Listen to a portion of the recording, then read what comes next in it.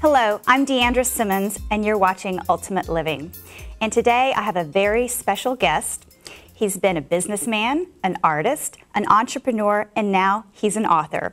We are going to be visiting today with Stevie Tate, and he has a brand new book. It's called On the Ledge of Life. Welcome, Stevie. Well, thank you, Deandra. And first of all, I just want to say thank you for inviting me here. And how lucky am I to be interviewed by an intelligent, beautiful woman that's doing positive things with her life. I love your show, love your products, and very happy to be here. Well, thank you so much. I'm glad to have you here. And we were visiting a little bit before the show about some of our common interests and our favorite book being The Alchemist.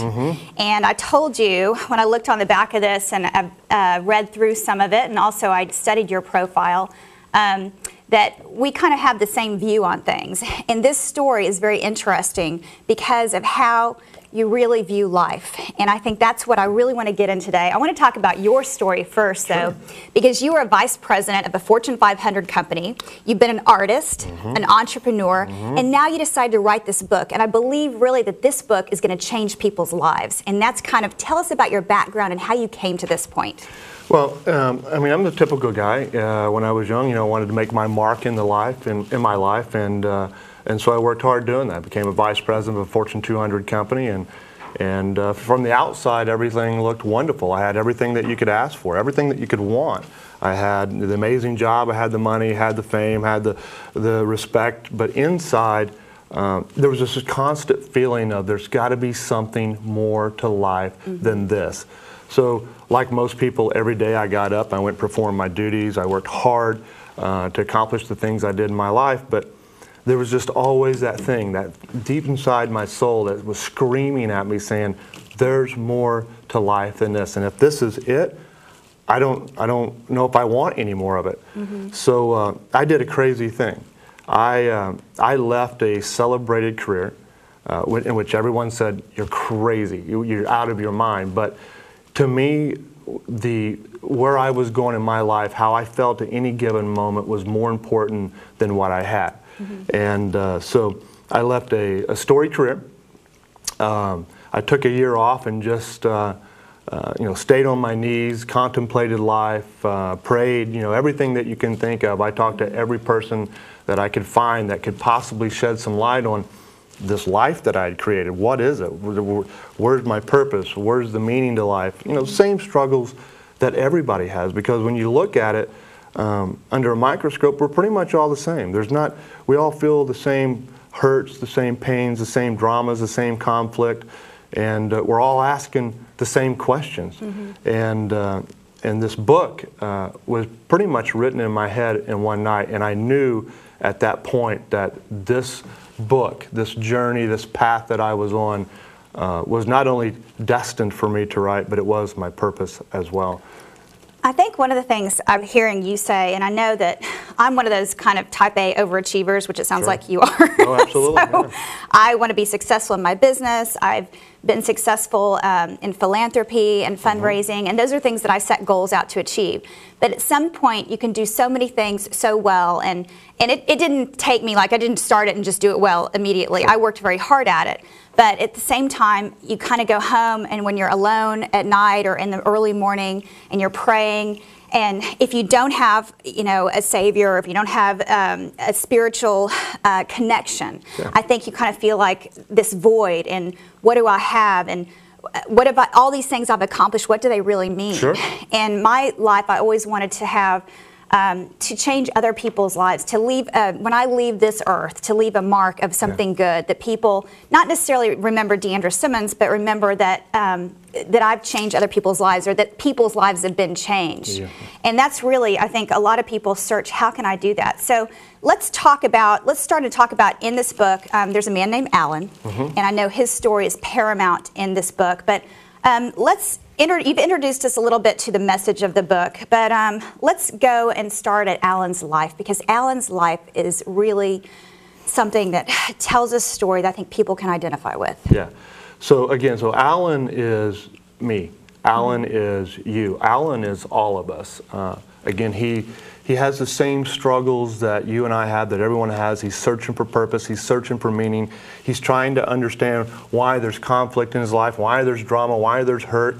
And in the book, there's a catalyst that happens that forces him, or should I say invites him, to go on a journey to answer all of those questions that he has.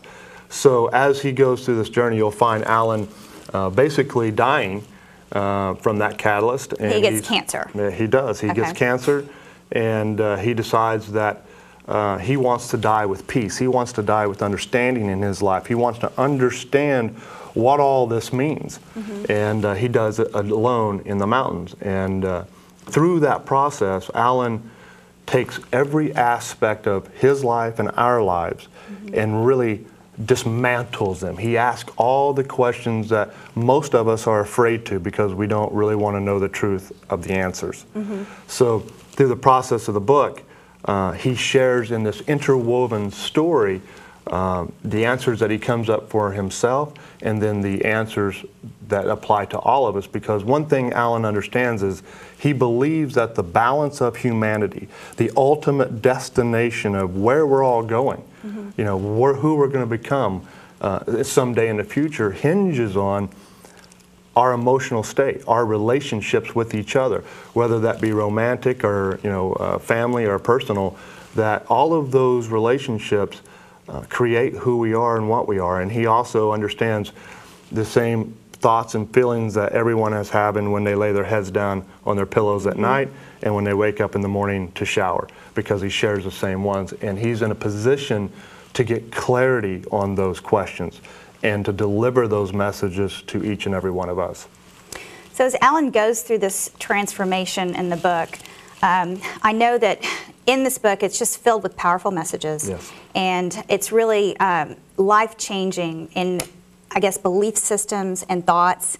And it's one of those books that really asks you to question and consider your life. So in the way you write it, it's very poetic. So that's one of the things too. I want to know how you came up with this writing style and how you were able to kind of achieve these revelational messages throughout the book. I mean, was it something that just came to you through inspiration, or from praying, or how did you actually develop these really powerful messages?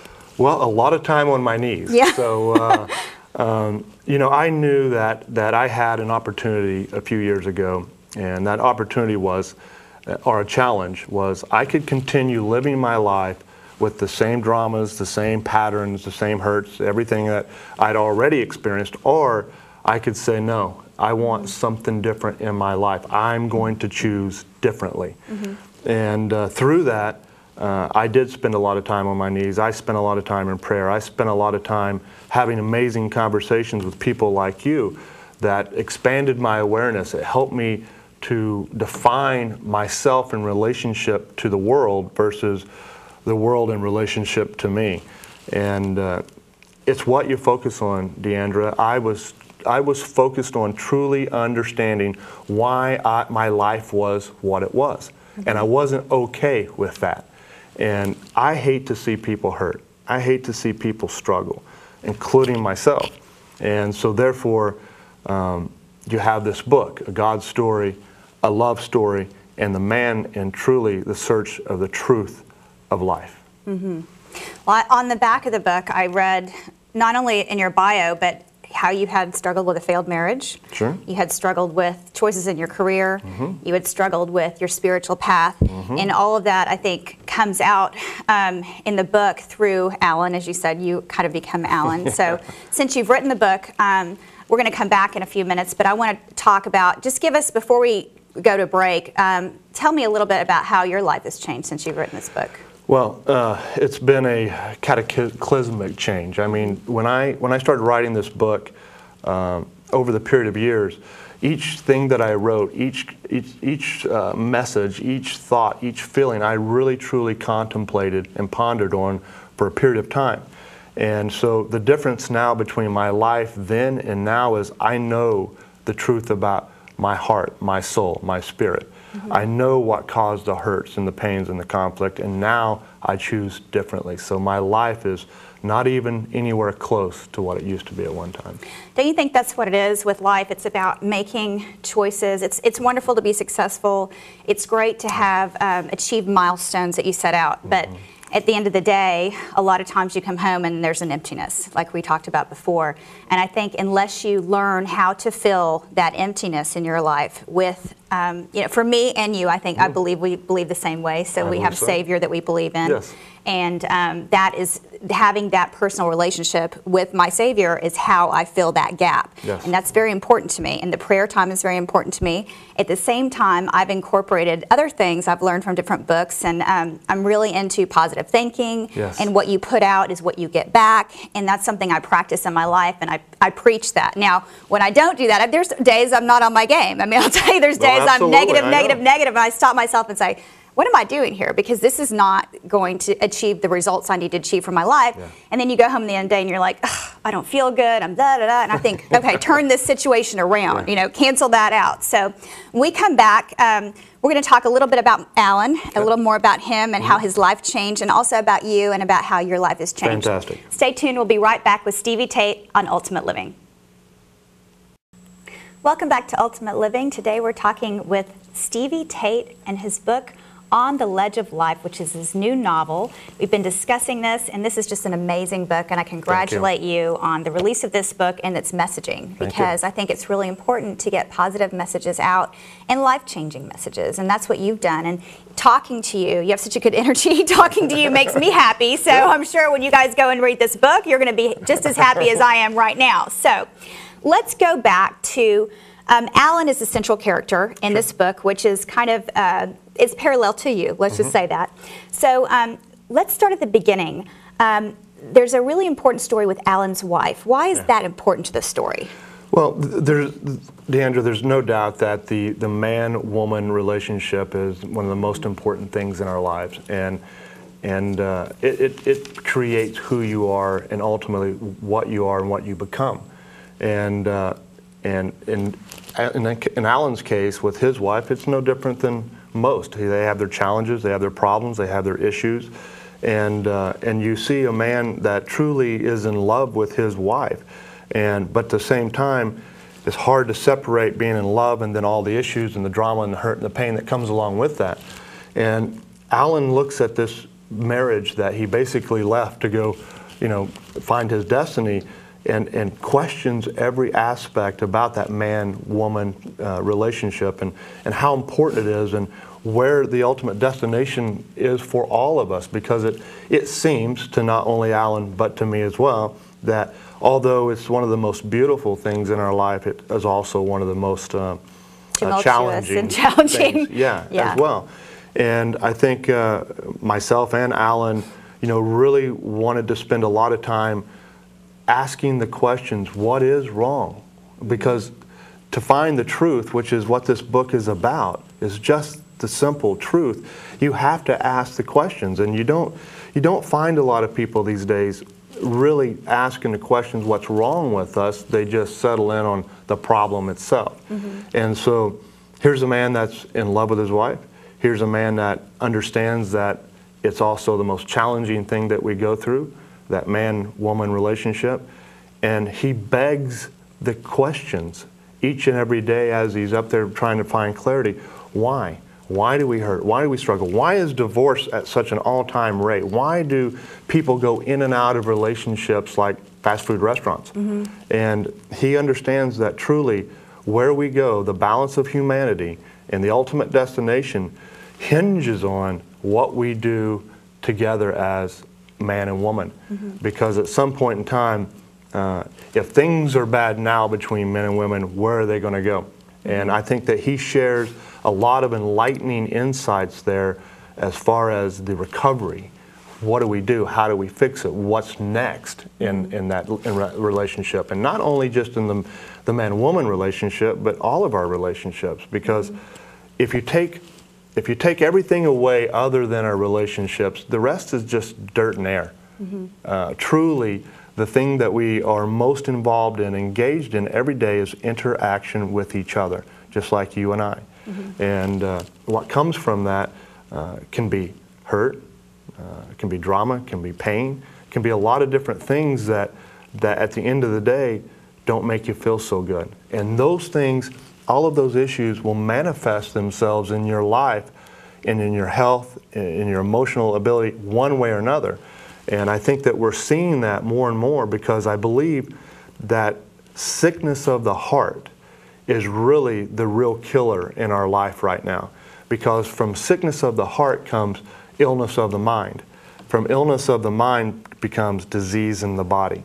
And when you look at a wholeness kind of program that we're all searching for, which is physical, nutritional, which you guys do an amazing job at, and then there's one other side to that, which is emotional. So even though you can go to the gym every day and you can eat correctly and take the right supplements, if inside your mind and your heart you're still torn up, you're upset, those things will manifest themselves in your life one way or another.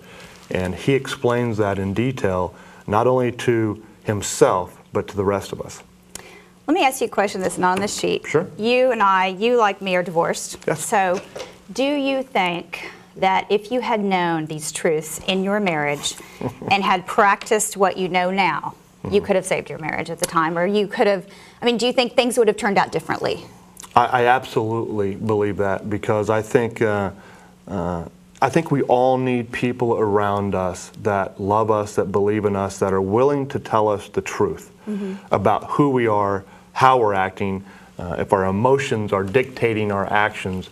And for myself and for a lot of people I know, when I go back and look at those relationships, and especially mine, I can look back now and go, oh my God, if I was the man I am now, what an amazing marriage I would have had. But in the end, you can't dwell on that. It is what it is, and you have to move on. But I think that the message that Alan will try to speak to the reader is that if you're in love now, it's most likely going to be the greatest love of your life, and that it is worth it, that what we're doing here, the relationships that we're trying to create as far as marriage and romantic relationships is the key to life, because life is the point of living and living is the point of life. Well, I know that Alan, in the book, not only is he faced with dying of cancer, but he's also faced with dying of other, shall we say, not ailments, but other kind of emotional battles. So what really is the meaning behind that part of the book?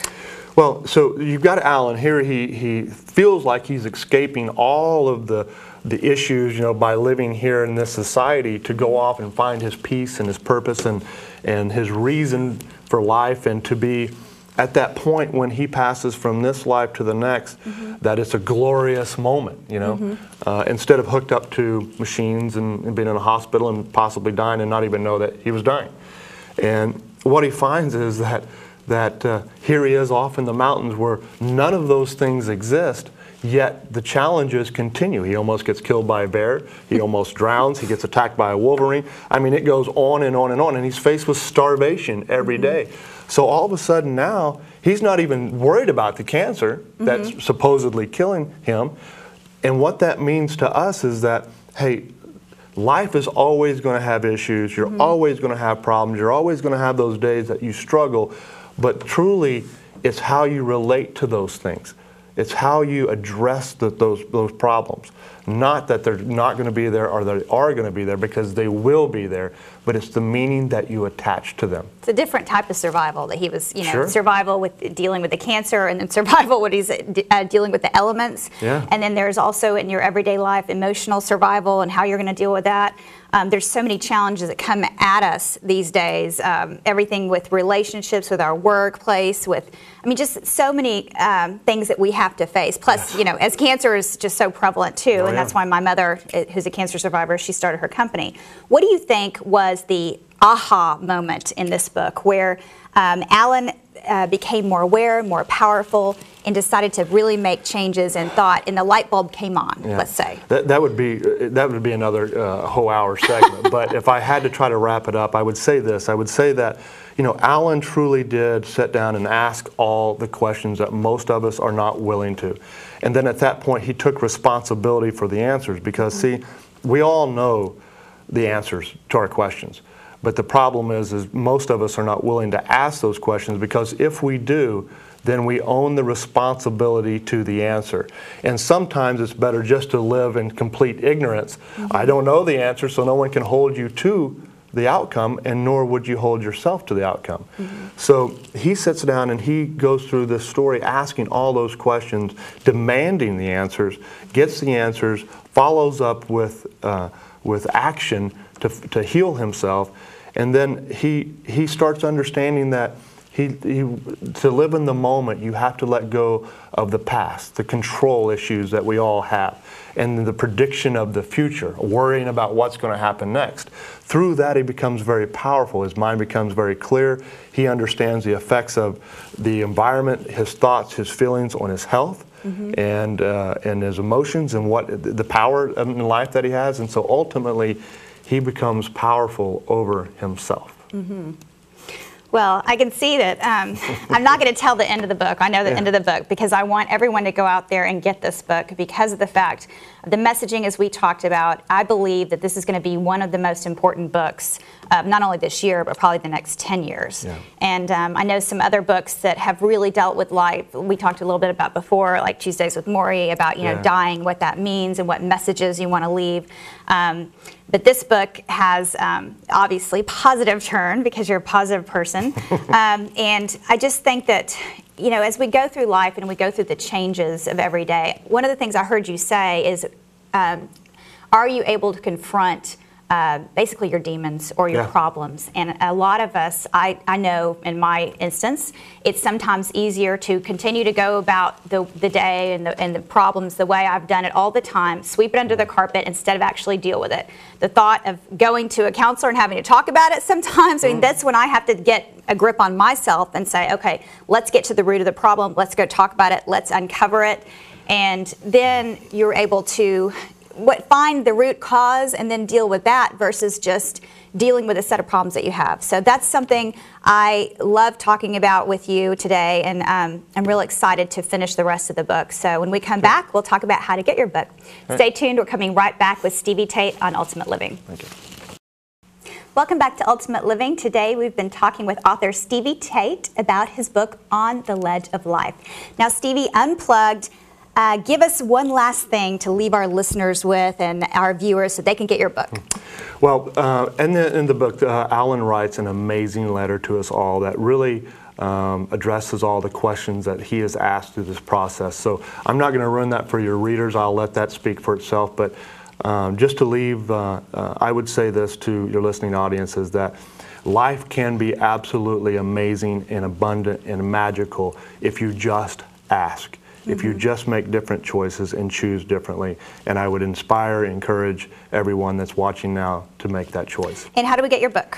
You can go into the website, ontheledgeoflife.tateauthor.com, and then from there you have the selection of where you would like to choose to buy the book. And then I would also like to offer to your viewing audience the latest collection of my thoughts and sentiments called the Love Chronicles, and that's free of charge. All you have to do is go on the website. You'll have my email there, and email me, and I'll be happy to send that to you for free. And that's again ontheledgeoflife.tate, T-A-T-E, author.com. So check that out and get that book, and also the Love Chronicles as well. Thank you so much for being with us today. And we hope that you will check out ultimateliving.com also, and while you're there, leave us your email address so we can communicate with you, and you'll be able to find out about our specials. We have a lot of specials that are going on constantly. You never know what you're going to get. In addition to that, I ask you to go to hardnightgoodmorning.com. And when you're there, you can read my blog. I also sometimes throw out some unsolicited advice. And you might be the interesting recipient of that. You never know what you're going to get when you go there. We're so glad you watched us today, and we hope that you will join us for another inspirational half hour of Ultimate Living.